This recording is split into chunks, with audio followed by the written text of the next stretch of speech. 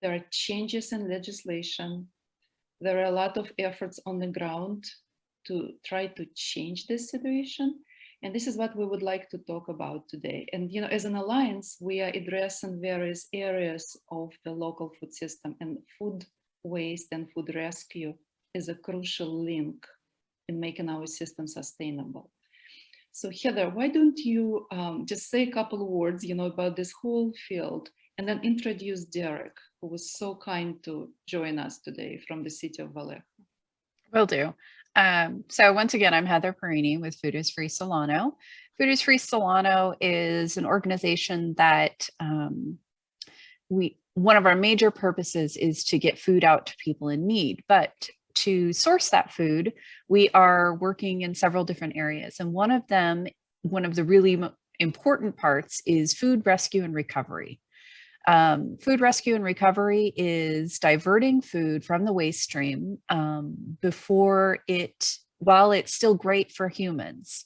So what we want to do is get the food that would end up in a landfill if it were not sent out to folks who could need it. So the state bill, my cat is being so silly right now. SB 1383, it just came through in California. It's being implemented more widely this year. And I think everyone's aware of the compost rules that are now coming about with that. One part is that organic waste goes into a compost bin now instead of into the trash bin. So we're diverting food, organic matter from the landfill. Food in the landfill, organic matter creates methane, creates all these really bad greenhouse gases that are 5 times more potent than CO2. So we really want that to be diverted. One step in that is getting food recovery, and Food is Free Solano, we send volunteers out to pick up from various entities that contact us and have excess food. Should we start in on the grant? Okay. No? Why don't we, I think, for the, to make it more, maybe we should talk about the legislative, request, that we understand what framework we're working at. And maybe Derek would be this point, okay. And we could come back to the local efforts. Okay. So Derek, do you want to talk about how Vallejo, how jurisdictions are managing the SB 1383 requirements? Can you guys hear me? Yep. Okay. So with this, first of all, I need to say thank you guys for having me. And with this new legislation, it is a state unfunded mandate, which means that the state isn't really offering or helping us accomplish the task that they want us to accomplish, which makes it extremely difficult when you have a legislation come down and there's no funding source or mechanism to ensure that that jurisdictions can comply. The rules and with SB 1383 are very stringent. And then there are, of course, there can be heavy duty fines and penalties for not complying. Fines can range from anywhere up to $10,000 a day for non-compliance. So, whenever you have that kind of hanging over your head, local jurisdictions, we get really, really afraid, and we try to do what we need to do to make sure that we're not hit and we're not levied with those fines. And so as far as what the city of Vallejo is doing is, unfortunately, because of how the mandate came down, the city of Vallejo was not able or ready to fully implement their program. And we're not alone. There are several other jurisdictions that are like us that are just not fully ready to implement because of all the different components of SB 1383. We weren't able to get everything started in time. And part of that is also because the city of Vallejo is renegotiating their franchise agreement with their waste hauler. What most people don't understand is that organic, you would think that it would be cheaper, but it's much more expensive to process organic waste and turn it into compost than it is to dump in the garbage. It's cheaper to actually dump everything in the garbage. And the city of Vallejo's rates were set up in such a way that it was cheaper, like I said, for people to get rid of organic waste in the garbage than to have it composted. So we're going in the process of renegotiating our rates to make sure that we can make it more equitable or feasible for our multifamily dwellings and our customers to compost their food waste. And also it takes an extensive outreach program to reach everyone to make sure that they can do it properly and not just have their organic waste be an extension of their garbage can. And we find that happens often. People are in the mindset of the ick factor when they put food waste into their garbage can. It doesn't matter how it winds up in there, but somehow when you transfer that same food into the organics waste can, there all of a sudden becomes an ick factor. Well, what's going to happen? We're going to get rodents. We're going to have all these issues, and those are a lot of the problems that we're up against. Food recovery, however, is that's also challenging, because where you might have that can also be challenging, because where you have the big stores like the Walmarts, the Safeways, they've been recycling organic material for quite some time, so it's not too hard for them.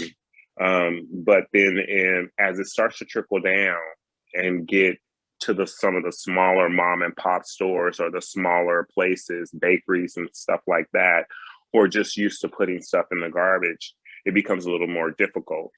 There are some places that there's just not enough food organizations to come by and pick up the food. And that is a challenge as well.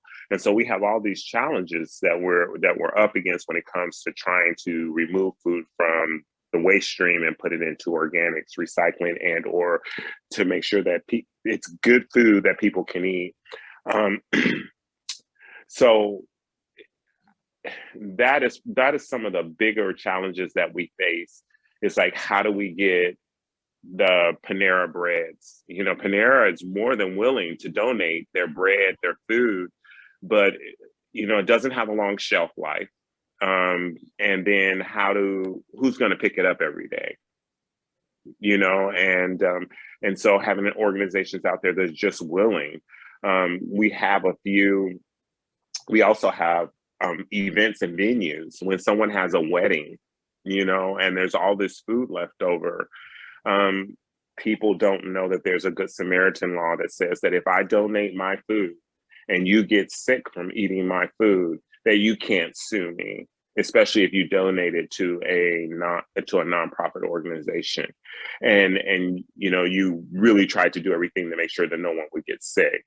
And so a lot of times caterers and businesses like that who have really a lot of good food, but they can't take it back and do anything with it, that food also ends up in the garbage, and just not having enough food recovery places or in place to take that food and make sure that it can get in the hands of people who would eat it.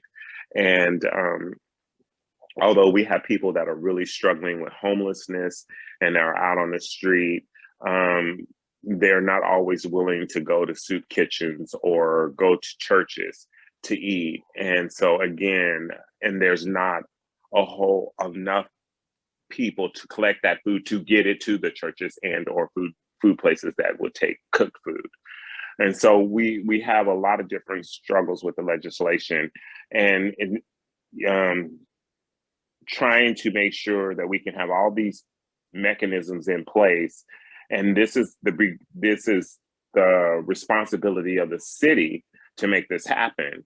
And not only do the legislation requires that we find out where all this food is, but it also requires us to keep tonnage information. Like if we get something donated, they want to know who it came from and how much was it, and that's a lot of reporting. The reporting requirements are very, very strict with this legislation, and so there are several challenges on a lot of different fronts for us when it comes to SB 1383, and just trying to keep the food out and how we get it to who needs to have it. And we're grateful for organizations like Sustainable Solano and, who are thinking along these lines, and where we can partnership with and see how we can best work together to accomplish this greater good. No kid should be hungry in America. You know what I mean? There's enough food that no kid should go hungry in America. But, we have places like our school district. I'm responsible as the city's environmental service manager. I'm responsible to go around and look in dumpsters, and you would be surprised at how much food our school district throws away, because there was this idea that it was paid for with federal funding, and they couldn't let anyone have it. So you have all this really good food that they wouldn't even give to kids who were hungry, maybe that didn't have lunch that day, didn't have money for lunch. They wouldn't, this food was going in the garbage. There's a lot of leftover food. And so there are several challenges, and I don't know how we would be able to accomplish it all without groups like yours and groups and organizations that are out there working. Right now, we're working with a consultant, and we're working with and we're also working with the county and other jurisdictions in Solano County, because when someone does something good, there's no sense in reinventing the wheel. If we can come together and figure out if Vacaville's doing something good or Fairfield's doing something good, it's like, let's share the information and let's see if we can get it done in Vallejo, or we can get it done in Benicia. I think that it'll be, it's a little bit easier for more affluent communities, because you just have people that are really willing to do the right thing, as opposed to those that are not in lower income cities. It can be difficult. It can be challenging. And so we recognize our challenges. I think Vallejo, we're one of the most diverse cities in Northern California, but by the same time, our diversity is our strength, but it's also a very big hindrance for us, because you have a lot of different cultural differences where people may not want to eat someone's leftover food, or they may deem that as bad, or things should just go in the garbage. And so the legislation we have a lot of challenges with it, and so it's an uphill battle for the city of Vallejo. I think that we're going to be able to get it accomplished, and like I said, we're working with a consultant right now, and we're working with the other jurisdictions in Solano County to try to accomplish the greater good and trying to get this food out of the waste stream. And I think the challenge, and also, is just to identify all the responsible parties. I mean, it's easier when you work with a group like yours, but then how do I reach every caterer in the city? How do I reach every event and wedding planner to say, hey, can you make sure that this food after your wedding doesn't go into the garbage? And then we're faced with challenges of their temperature requirements. If you take something, you got to keep it hot, you got to keep it cold, you got to get it chilled down to the right. And so where do we temporarily store it until we can get it somewhere? So, I mean, the list goes on and on and on, but I think this is a good idea. I just think that sometimes with legislation, when it comes down, it's not all the way thought through to the lowest level of how do we really, really implement this thing? When you stand back and say, oh, you can do it because, this is what we're trying to achieve. And the other component of this is that each jurisdiction has to get rid of and or use a certain amount of compost. And I forgot the exact metrics, tonnage that we all have required to use. But then Vallejo's not it's not a very rural area. So how do I how do I bring that compost back into the city of Vallejo and use enough compost? And it's not a small amount. I'm sorry, I don't have the number offhand, but it's not a small amount. So that's another challenge that we see, is that once we do send all this stuff out for compost, that we have to bring a certain amount of compost back into the city that has to be used within the city limits as well. So we have some up here challenges where that is concerned as well. And so overall, the legislation, there are a lot of good benefits to it, but then also I foresee a lot of challenges as well. So I hope I've answered some of your questions, or is there anything else? Derek. Thank you. If you have any other questions, anyone has any questions that I can answer? Yes, actually, I have a comment, actually question, and probably, let's make it 2 questions. One, am I correct that the way the legislation is written, that it first has to go to the human consumption? Then it doesn't go to compost yet, right? It has to be diverted to animal consumption. Well, and that is true. So first, there's a hierarchy. Of course, we want all edible food. There is a hierarchy, and what we do is we do want all edible food to possibly be diverted first to where human consumption, so that people who need food or that are food insecure will have an opportunity to have that food. And then after that, then it's animal consumption. And then after that, then it's compost. So ideally that would be the hierarchy. But again, some breads, some items only have a shelf life, and then finding an animal farm that will take it, that can use it. And that also will be a challenge. And that's kind of what I am seeing, right? This connection, this rural kind of urban connection, because not only you need to find the venue, how to get this leftover to animals, but are you required to bring compost to the city? Or if you have rural areas nearby, would it satisfy your requirement to get the compost to a farmer?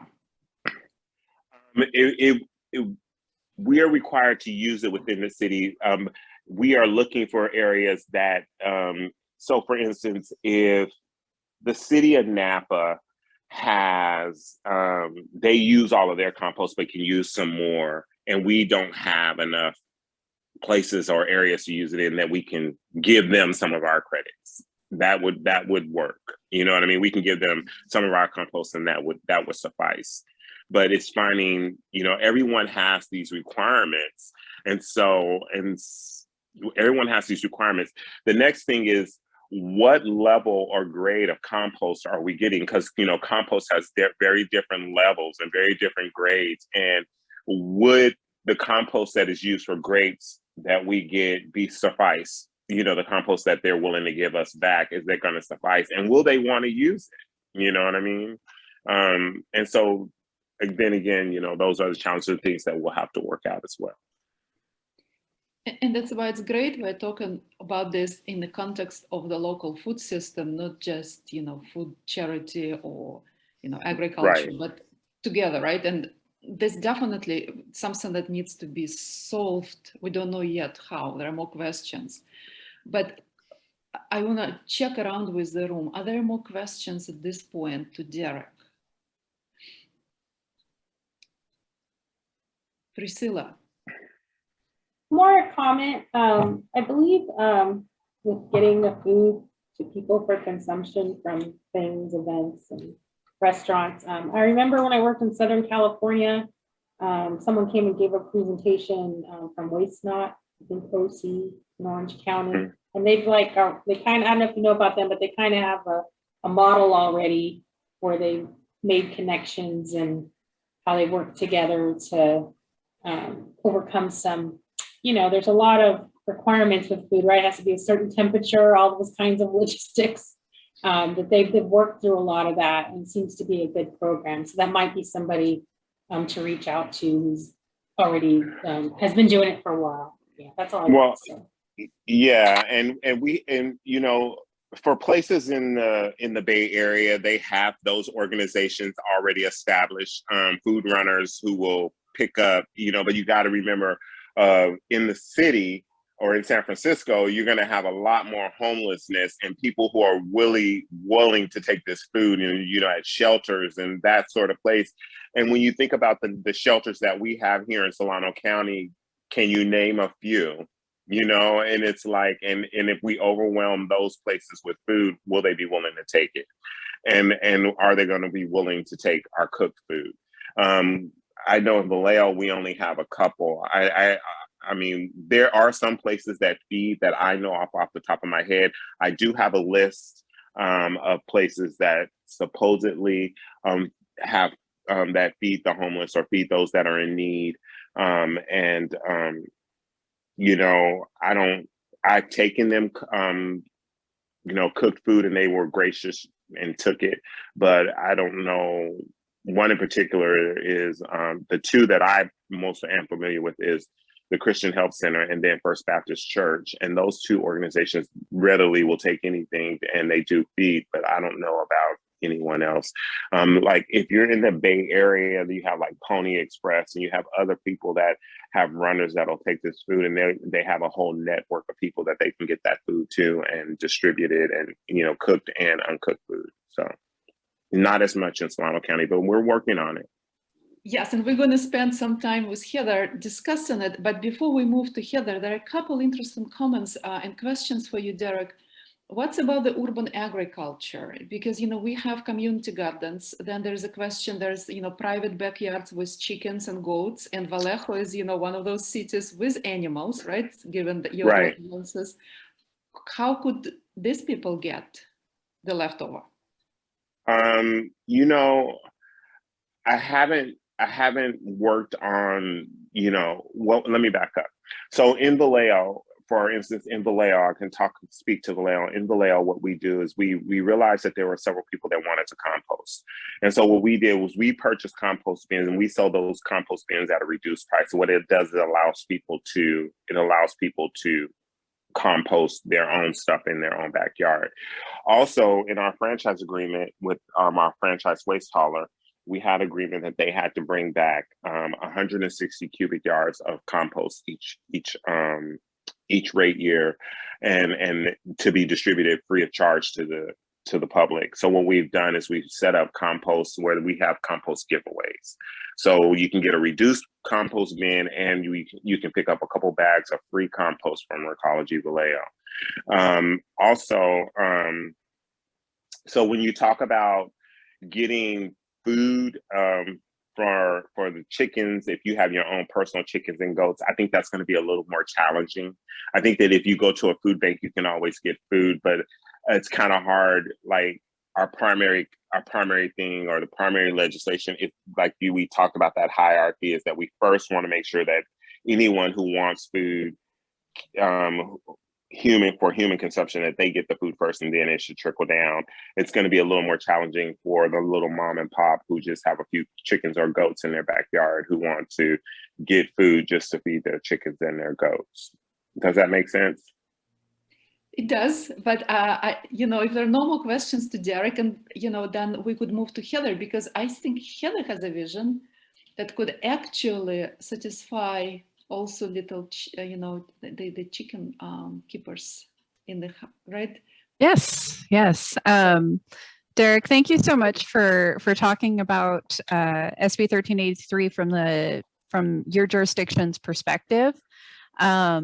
Because it's so interesting to me to hear how the cities are managing this and all of the waste management people through the county. We've talked over the last year with quite a few of them, and see how they're trying to share information and not recreate the wheel and use the good ideas that other people are having and that sort of thing. And that sets us up to, is this grant time, Elena? Project time, yes. Yes, project time. All right. So that sets us up to grant through the EPA Environmental Justice Program that Sustainable Solano and Food is Free Solano applied for and received. a food rescue and recovery grant. It's a cooperative service agreement. We'll be starting to implement it as of March 1st, I believe is the date. And Food is Free Solano will then be operating as a food recovery organization in Solano County with a hub in Vallejo. So Derek, the questions you had about what organization would pick that up, it's us. What organization would then get that out to people? We have a list of 100 different groups that feed people now. Everything from the larger churches like First Baptist Church, like the Christian Help Center, like Vallejo Together, the organizations that go out into the encampments to feed the unhoused. Everything from that to a smaller group that will then deliver to people experiencing food insecurity. So, Derek, you want to comment on that? Yeah, I think that's great. One thing that happened is that a grant came out, and with that grant that came out, the city of Vallejo is looking to get, I think, $155,000. And so once we get that grant, you know, we have funds dedicated to help you accomplish your greater good. So I love it. Funding can be for infrastructure, for refrigerators, freezers, maybe even a storage truck, you know, whatever, you know, it'll be an opportunity for us to really work together to accomplish the greater good. So I think I think that's great to hear. I love that. So that you have the resources. Yeah, resources would be great. I have been working since the beginning of COVID, developing contacts on all of this hierarchy. So people who have excess food, everything from caterers to event centers to schools. We're rescuing food from Vacaville School District currently. We have volunteers who run out daily and pick up from multiple different schools and then divert that food to people in need. We have picked up on special occasions from different event centers. We have rescued from like the vaccination clinic at the fairgrounds. We would pick up between 30 and 50 extra meals every day they were active because they would purchase for their entire crew and not everyone would eat everything. And then those foods would get shifted to a storage facility. So this is the question of what do you do once that food's picked up? How do you get it to temp? How do you keep it safe for it to then be picked up by a group that feeds people in need? And so we have, thanks to the amazing Solano County Fair Association, Mike's on here, we have a facility out at the fairgrounds where we have a 20-foot reefer, a refrigerator unit, and a 40-foot storage unit where we can take our donations or the food that we rescue and store it at a safe temperature until it can get shifted to the next group, or we can distribute directly from the fairgrounds. So we do food distribution 2 times a week directly at the fairgrounds. We also have the capacity to store food until animal feed operations can come and pick that food up. So it might not be good for humans to pick up. Nobody wants wilted lettuce. Nobody wants the super bruised fruit or something that's past human capacity. And it will take superhuman effort to turn that into jam every time. I promise. One person tried. But we have, we reach out to farms. Ben, please email me. We reach out to people who have backyard animals, and I send out a text blast when we have food that's available for them. Or someone will reach out to me, oh, did you have excess this week? And they come and pick up. And then the stuff that then doesn't get picked up, we have our green bin from Recology out there, and that heads straight to compost. So we've closed our circle. Now the program the project that we're going to be working on is the Vallejo Food Rescue Project. And this is going to focus on creating that system within the city of Vallejo. So creating the connections between the food producers, the rescue organizations, and the end users is pretty much what we're calling them. So this program is going to create those connections. Food is Free Solano has started the ball already. We have been I mean, if anybody who knows me knows that I talk, and I have been talking a lot. So I have really reached out to all sorts of different people working on, oh, what does your group do? Oh, what does your group do? How can these groups work together? How can we support each other's work out there in the world and work towards a more sustainable and equitable food system in Solano County? The program will then create an app. So there are lots of different apps out there that are food rescue apps. This one is going to be kind of customized for Solano County because we have that urban to rural connection. Solano County is very different than a lot of other counties. We're not homogeneous. And so having an app that is usable for multiple different layers of end users, so everything from someone who's unhoused looking for a meal to someone who runs a soup kitchen looking for inputs for their soup kitchen, or a farmer looking for feed for their animals. All of those users would be able to find what they need on this app when it's available. So we have a developer lined up who is, she developed it at UC Davis to rescue the food that was not being used or that was left over during catering services up there, and get it out to students on campus. And so I'm really excited about the app because I do all of this organizing right now on my phone. I do this by text and email right now, and I'm really, really looking forward to automating some of this. Then the next piece of the program will be the food rescue toolkit. So what this is going to do is, just like Derek was talking about, how if one jurisdiction is doing something well, why reinvent the wheel?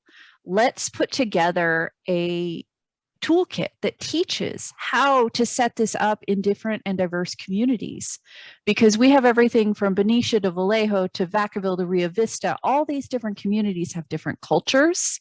They have different attitudes towards food waste, and all of the pieces that make us an extraordinary county make this extraordinarily difficult. And so we'll be helping with the educational aspect of SB 1383, teaching the community and getting it out there. Why are we doing this? What does it mean? Why shouldn't I throw this in the trash? Oh, well, methane causes 5 times more greenhouse gas. It's a 5 times more potent greenhouse gas than CO2. That's why. Oh, well, why is it different throwing it in compost versus throwing it in the landfill? It's aerobic versus anaerobic decomposition. So just having all of the different entities working together on the educational piece is going to make a huge difference. One of the pieces that that we have done fairly successfully is a social media presence, where we've been able to educate people about what we do. We've changed the culture in Solano County around free food stands. For lots of different areas, now when someone says, oh, I've got extra cans of this, someone will mention on a social media post, oh, where's your nearest food stand? And to put them on there. So we know that our county can change. We know that we can change the culture around food, and this project is going to help do that. So I am very, very excited, if anybody can't tell. And also, if I could add to this, Heather, Yes. that you're absolutely right. The toolkit, why is it important? It also paves the way to bring more funding. Yes. Because then we're scaling up in existing successful project, right? We're not again inventing the wheel, because county will need funding. No jurisdiction has any funds, although now we heard from Derek, Vallejo has, which reminds me about another goal here. And Heather, you've been on this for quite some time, and I think it's crucial for the county, is we absolutely don't have delivery system. Yes. Like every single farmer, small farmer, Ben is still there, could tell you, to get, even like if he has food, to get it from point A to point B, we don't have it. Mm-hmm. So to have a small fleet that you envision that could bring rescued food, Mm-hmm. donated food, right? Because yeah, we have food bank, but they're big. They're serving two counties, they're larger vehicles, and they have certain routes. They're not going to zip in and out of a neighborhood on a phone call. So we need that mobile light system, the fleet of vehicle that could do it. And I feel like what Derek, suggested, that if there is a possibility for infrastructure funding, and that definitely ties in, because that's one of our biggest, that's one of the biggest pieces that's holding.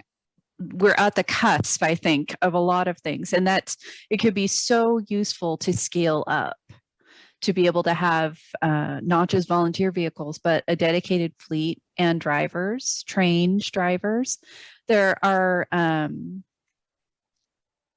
trying to think. One of the other pieces, Derek, that I wanted to point out is that, did we lose him? Uh-oh. No, you didn't. Oh, we didn't. There he is. Sorry. One of the other pieces is the reporting requirement. So if donations go through this app, there will be tracking. So there's tracking of all of the tonnage that goes through. So right now we track with a spreadsheet and just estimated tonnage or weighed out at the fairgrounds type of thing. But we, with the app, it will automatically estimate once you say how many servings of something or how much of something is left. And so it simplifies some of that reporting requirement.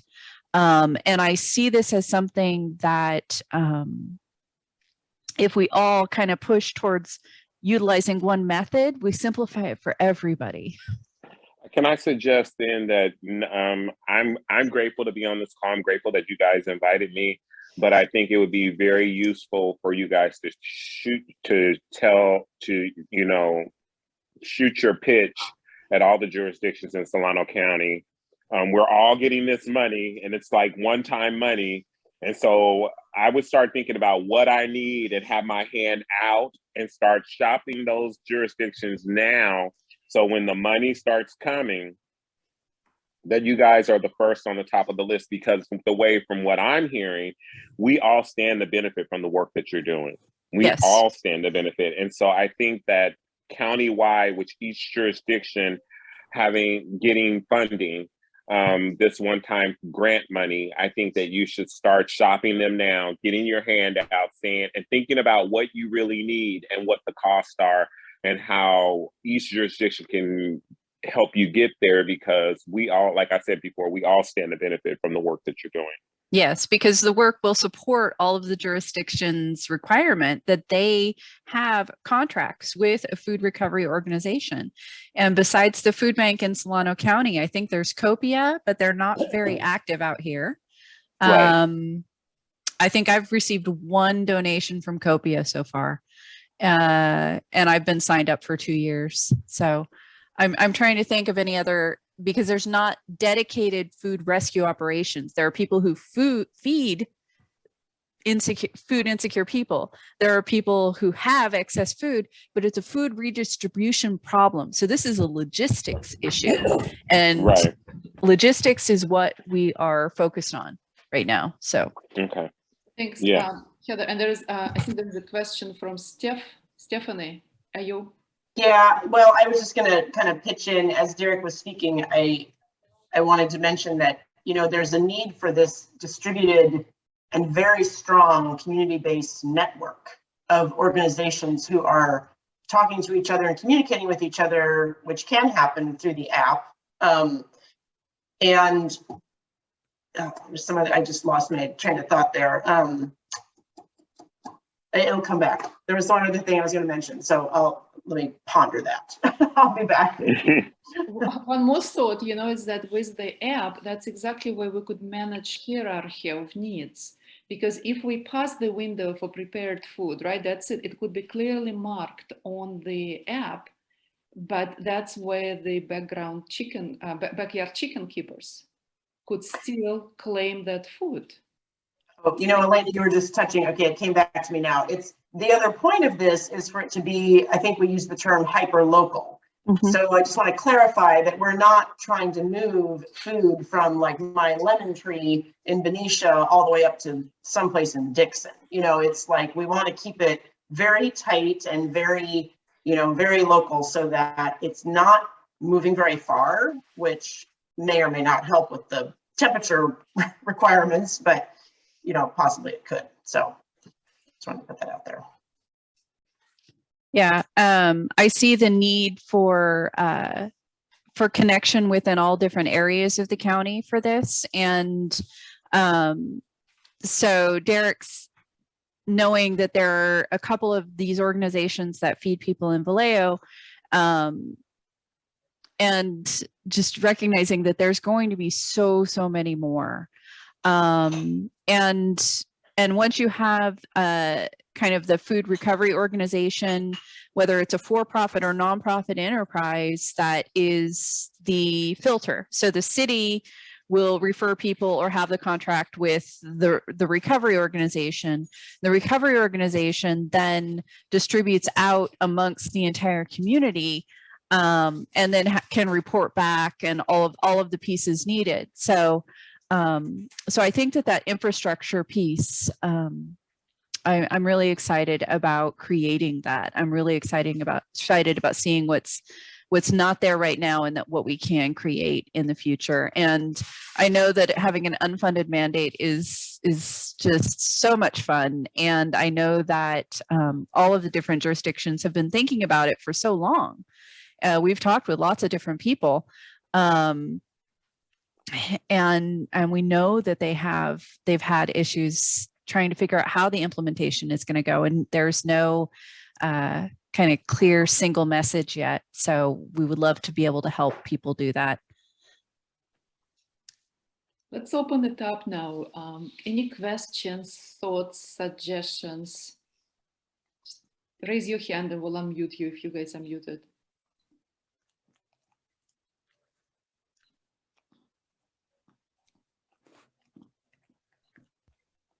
Just a pig for every household. Yeah, we saw you comment. I love it, Ben.